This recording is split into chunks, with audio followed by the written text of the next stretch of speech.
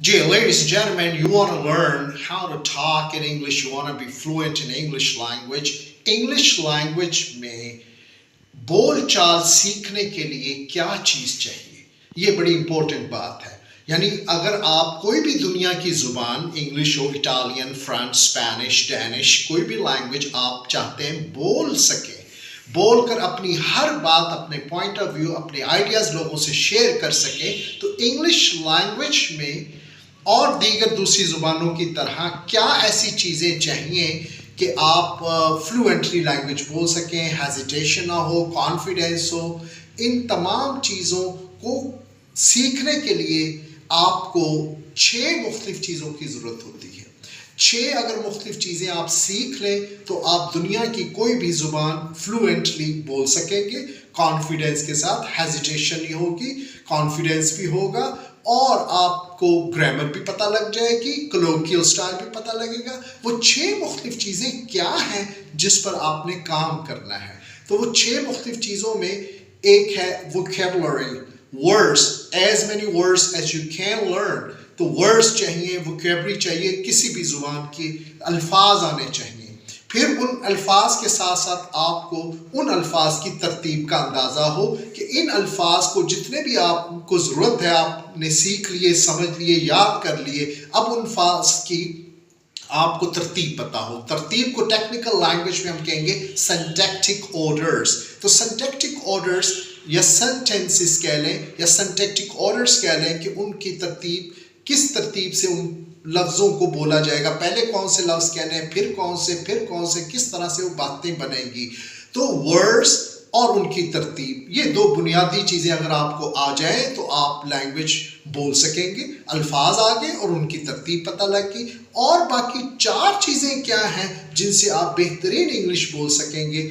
उनमें से एक चीज़ और जो तीसरी चीज़ है वो है प्रोनाउंसिएशन। वर्ड्स आपने सीख लिए लेकिन आपको उनका प्रोनाउंसिएशन नहीं पता कि इन लफ्ज़ों को कहना कैसे है, बोलना किस तरह से है, उनकी अदायगी कैसे होगी। ये कमी रहेगी अगर आप अल्फाज आते हैं और तरतीब आती है लेकिन प्रोनाउंसिएशन क्लियर नहीं है, पता नहीं है इन वर्ड्स को कैसे प्रोनाउंस किया जाए करेक्टली, किस तरह से कहना है।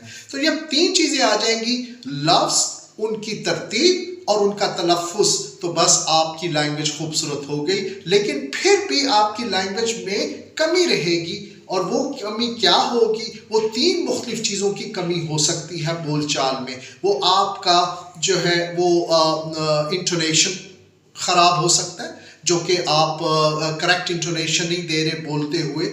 इंटोनेशन जो है उतार चढ़ाव होता है, एक पिच लेवल होता है, मुख्तलिफ बातें मुख्तलिफ जो है इंटोनेशन से होंगी, उनमें इंटोनेशन बदलेगी कम्युनिकेशन करते वक्त। ये नहीं कि आप एक ही पिच पर एक ही म्यूज़िक में सारी बातें करोगे, वो तो मिसअंडरस्टैंडिंग क्रिएट हो सकती, मिसकम्युनिकेशन हो सकती कि बंदा क्या कह रहा है और अल्फाज क्या बोल रहा है और कहना क्या चाह रहा है। तो उससे इंटोनेशन अगर गलत होगी तो सारी गड़बड़ हो जाएगी स्पोकन लैंग्वेज में। इसी तरह 4 चीज़ें ये हो गई, फिर 2 चीज़ों की और कमी रह सकती है। अगर आप चारों चीज़ों का ख्याल रखा तो फिर आपकी इंग्लिश में हो सकता है कि 2 और चीज़ों की कमी मौजूद हो।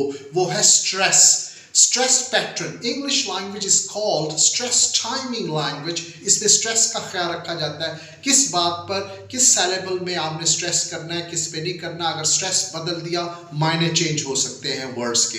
फॉर एग्जाम्पल, अगर आपने कोई लफ्ज़ है, फॉर एग्जाम्पल ऑब्जेक्ट एक वर्ड है, ऑब्जेक्ट, इसके 2 सैलेबल हैं, एक ऑब दूसरा जेक्ट। अगर आपने इसको स्ट्रेस दिया पहले सैलेबल पर और दूसरे पे ना दिया, आपने इसको कहा ऑब्जेक्ट, तो ऑब्जेक्ट स्ट्रेस देने से पहले सैलेबल में ये एज ए नाउन हो जाएगा, कोई मफूल या कोई काम, ऑब्जेक्ट। अगर इसको यूं प्रोनाउंस किया ऑब्जेक्ट, तो ऑब्जेक्ट, जेक्ट पे जोर डालने से, स्ट्रेस डालने से और मायने चेंज हो जाएंगे।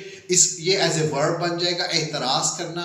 आई don't want to object it, why are you objecting it. तो ऑब्जेक्ट पे जोर आएगा, अब पे नहीं आएगा। तो इस तरह ऐसे बहुत से सैकड़ों वर्ड्स हैं इंग्लिश लैंग्वेज में, तो जो बाइसिलेबिक हैं, 2 syllables हैं उनके, अगर उस स्ट्रेस पैटर्न चेंज कर दिया तो बोलते हुए आपकी वो मायने चेंज हो जाएंगे, वो वर्ब नाउन बन जाएंगे, नाउन वर्ब की तरह आप कह रहे हैं। तो ये ख्याल रखना भी स्पोकन लैंग्वेज में ज़रूरी है, स्ट्रेस पैटर्न का।